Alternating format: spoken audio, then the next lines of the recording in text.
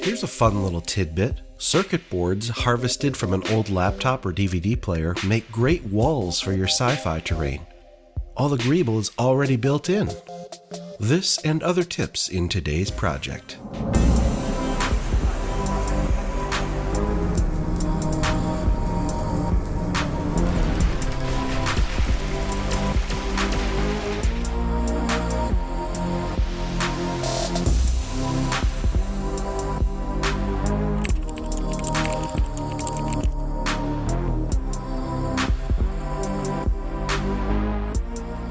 Hello everyone, Wylock here, fighting a bit of a cold today, so I apologize for the narration in advance, but I have for you another Cyberpunk build.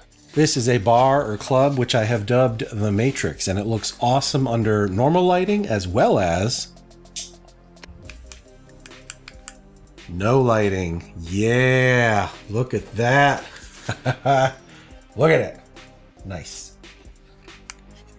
Alright, anyway, as I said, I am not totally preem right now, so let's just launch into the build video. I'll show you how I made this. This one will begin, like so many of them do, with the spare junk bin. Some time ago, I took apart an old DVD player. It was a Denon DVD 2200, the first thing I ever bought with my own money. And it was the hotness when it came out. Played everything, including SACDs, which I was really into. Of course, today, a similar device would cost $10, and this has been in a closet for years, so I had no qualms tearing it apart. Some of these components pop right off. There's these little capacitors here, and I've done this in a previous video actually, used these exact capacitors to make little ceramic potion bottles and stuff like that. But that's neither here nor there. I'm going to clear all the capacitors and tall standing components off of these boards. And of course, I'm going to save all of them because look at this. Shapes. Shapes, shapes, shapes, shapes, shapes, shapes, shapes. Shapes are good in our line of work, aren't they? Alright, so all the main protruding stuff has been removed. Then I started thinking about how to use these, and probably after an hour or two of brainstorming came to the conclusion that the big ones should be used as walls. Lacking any other decisions, I decided to get some progress and go ahead and prime these up with God's gift to humanity, Rust-Oleum 2X Flat Gray. Now, I really well and truly have no idea what this is going to look like in my mind's eye. I have no plan whatsoever. The only thing I've thought maybe is that these RCA ports that I couldn't quite get off the board would work well as like loudspeakers. And I think these RAM modules, these smaller things, would work well to form maybe the base of the bar. And I know there's going to be a glowing element. There's going to be LEDs. So I think the best thing to do is just fire up the hot glue gun and start building some structure. I am working with Graphics Medium Chipboard. This is the thick grayish brownish slab you'll find at the back of a legal pad, but you can buy it in bulk like I do if you want. There's links in the video description below. Anyway, I just dry fit an arrangement, traced and cut out the shape and hot glued it together. For the base, I thought to use some hardboard, but call it a New Year's resolution, trying to stick to the thrifty stuff wherever possible, because that's probably what a lot of you are doing. So, double corrugated cardboard instead.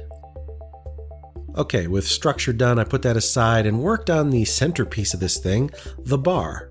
Just some more Graphics Medium chipboard, bashed together with hot glue, and painted with gunmetal and punched holes for some green LEDs. I want the bar to be illuminated. I am hoping that this green light will filter through and illuminate all the bottles that I make. It was a good long weekend. I'm not feeling too great as a result. I kind of have that pre-cold, pre-sick feeling, which is just as well. I'm going to be down here tonight and just putz around making these little bottles. Because if there's anything I've learned as of late, it's that the tiny details are what people like and what make a result everything. See, this is the kind of feature, this is the kind of stuff that one could resort to 3D printing for.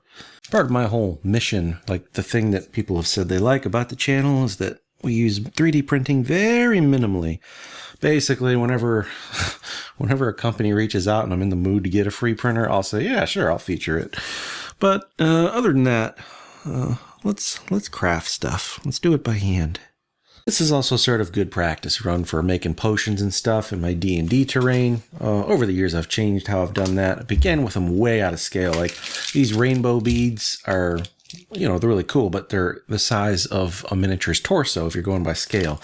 It's impossible to model potions at a proper scale, I think, for a 28 millimeter miniature. I mean, it would be infinitesimal, but I don't think that really matters all that much so long as you get kind of close. And these new facet-cutted translucent ones, I think, are pretty darn close. Want to stick to a color palette that sort of matches the Neon Skies trade dress. And that really just means leaving out reds and kind of leaving out yellows. That said, I'm going to go ahead and do a yellow. And as I go on, I've found that making a pool of the super glue here and just getting the bead with my fingers, doing a little dip, and then putting that on the Toho Sea bead itself, so no tweezers required. And I wonder if I have anything else.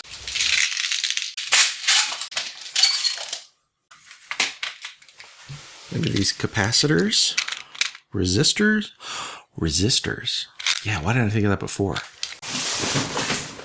Electronics box. I don't even know what these are. We'll use them. 1 million. Here we go. Yeah. I don't think I've ever used one. I'm never going to need one in these circuits that I build. Yeah, so 1 million ohm resistors. I've never used any of these, but if I take a Toho seed bead and slide it on there, it's a little oversized, but passes for like a bottle of beer, or what a bottle of beer might look like in the year 2150. Okay, that's a good collection of bottles. Let's do a little bit more work on the bar itself. This is some micro work, so come on in closer. I decided to have clear liquor shelves so that the green light would shine up through it. So I cut down some plastic sheeting, this has a protective film on both sides, and used my 1mm hole punch to prep holes for toothpicks, which become the structure. And these can be glued to the bar, and the back edges, those thin edges of the plastic, can be super glued to the backsplash of the bar. Then it was a few hours of placing bottles on here. Now, if you're ever going to super glue clear plastic, I recommend using an accelerant like I do here. Not only does it make life easier by insta-curing it, but something about the chemical process of the glue curing off gases and can impact clear plastic. It can cloud it up in the area surrounding it. By using accelerant, it prevents that from happening. And here's some of those resistor beer bottles. I actually painted them and printed some minuscule labels. These were very finicky, and ultimately I'm not real happy with how they look, so I tore them out. Much ado about nothing. But yeah, I got all the bottles glued on here, and testing it, it looks kind of incomplete. I don't know what I expected. It's 3 LEDs that glow green, and it looks like that. I guess the cool factor was there in the dark, but it just doesn't look cohesive. And then I remembered that about like a year ago, I bought some LED noodles from Terraintronics. Terraintronics refers to both a YouTube channel and a business run by my friend David. And since it had been a while, I thought, I'm going to call him up and just talk about these first. So those noodle LEDs, a few things to bear in mind. They're actually hundreds of LEDs in parallel with each other. One of the things we worry about is the amount of current, right? I know in your day job, you've dealt with some of this, a lot of this before, probably in magnitudes much higher than mine. But you still have to control the amount of current that goes through those LEDs once they switch on. Don't think that 3 volts from a coin is the same as 3 volts from a pair of AA batteries or AAA batteries. Right. Just really want to make sure that's clear. The other trick I wanted to show you really quick, and this was Boyle Hobby Time that showed me this, and I never even thought of it. Those noodle LEDs are actually made of silicone. So they're LEDs, and then there's like a silicone casing on it. And the problem with silicone is it doesn't stick to anything. Even super glue doesn't really hold. So what Boyle does, he uses, you can see like a little plastic film around this LED. Let's just do it like that. That is a clear heat shrink. It's not terribly expensive. And then you use a lighter. Now what I did here in this case is I bent the heat shrink into a right angle, a very soft right angle. I'm not damaging the LED because the LED is just floating around inside the heat shrink. The other thing with these LEDs is, and it's a sad thing really, is you can't cut them.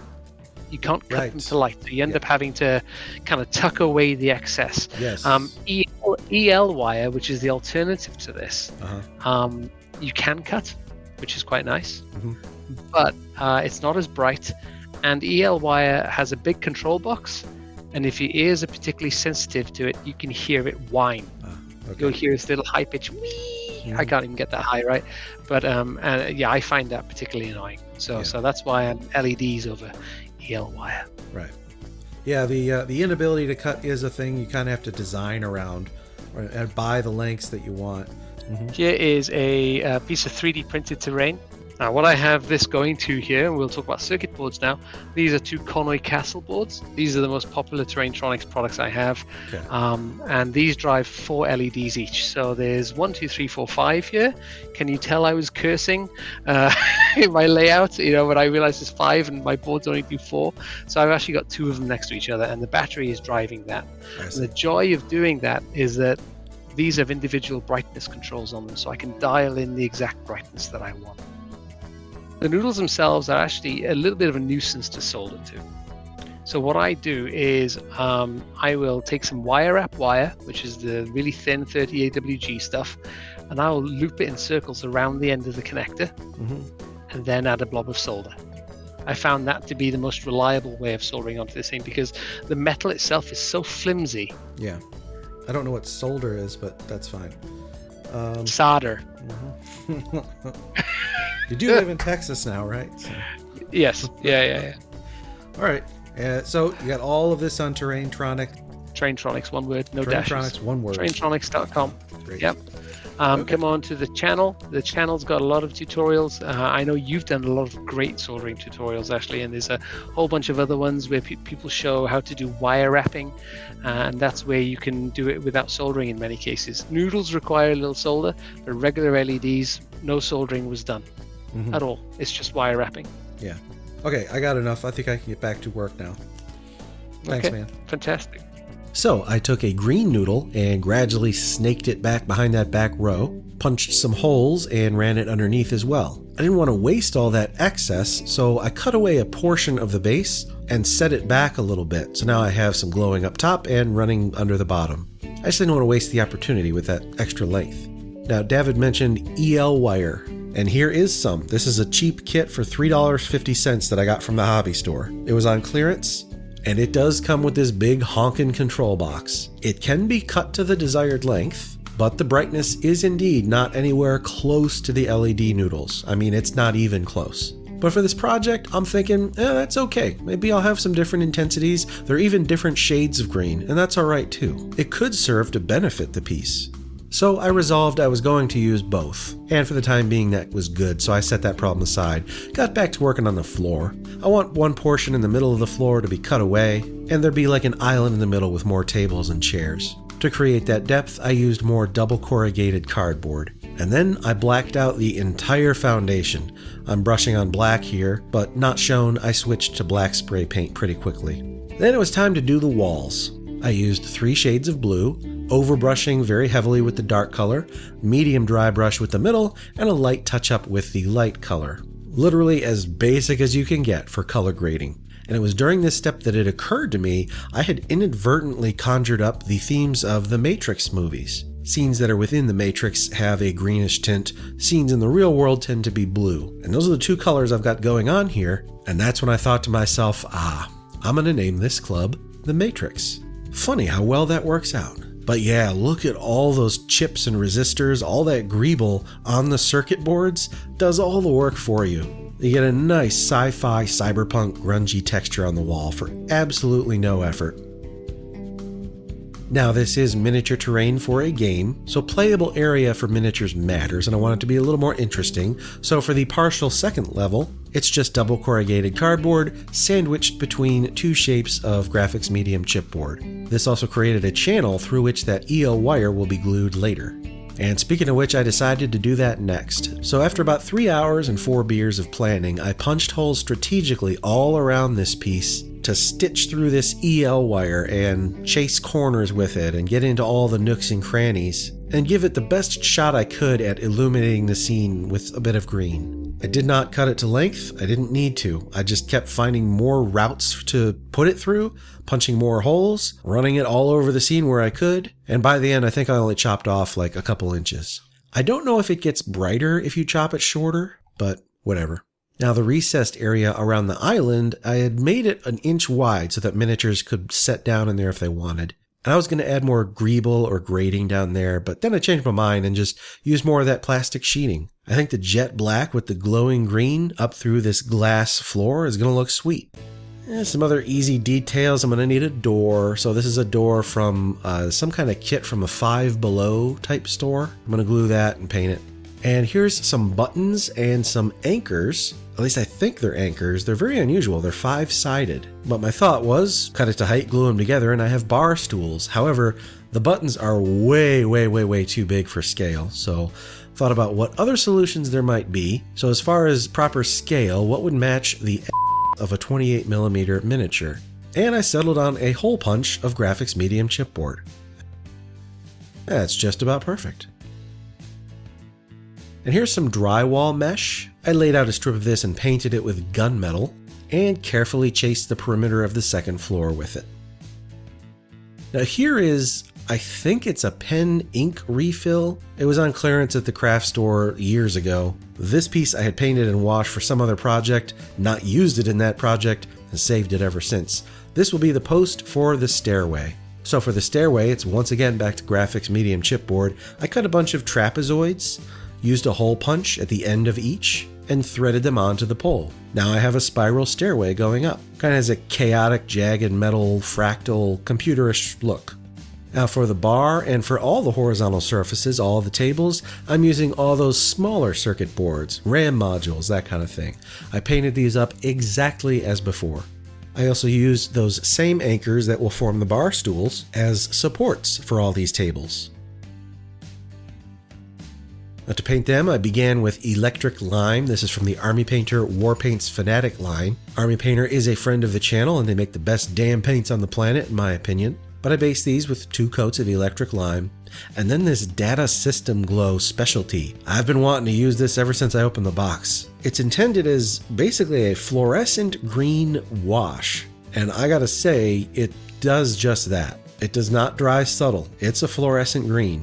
And it really gave like an inner energy, an inner glow to these green pedestals. Here they are all drying, and I left them all upside down so that the Data System Glow would pool downward if it pooled at all. And then with some plain black in my airbrush, I spritzed the end of each to get a nice gradient.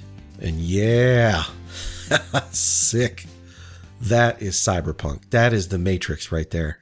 All right, we're in the home stretch. Let's knock this out. We got some electrical to do. I'm going to have 2 switches on the bottom. There's the battery pack for the EL wire, and I'm going to wire up the switch and battery for the noodle. Then I set all the furniture in place. This is just with simple white glue, just Elmer's, set on there carefully, and walked away for a few hours. Elmer's is best for this. It doesn't blob up like hot glue, and it's not brittle like super glue. And here is a vent, also left over from a project. I'm just going to stick it right there. There we go. Right. Let's power this thing up. Both switches.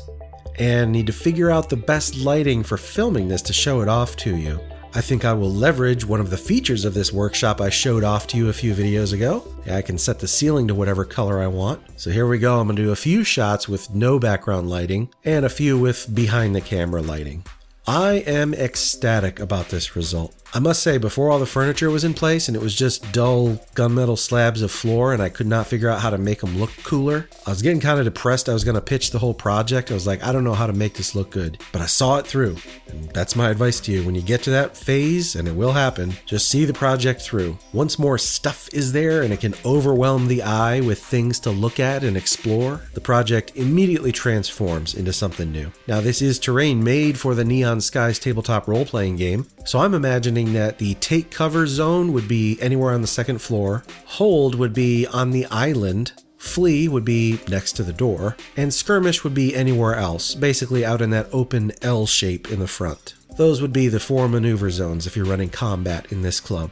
If you like this video, I got many more like them. Here's 2 specific ones I recommend, or just go check my backlog. Thanks for watching. I'm Wylock, make things and play games.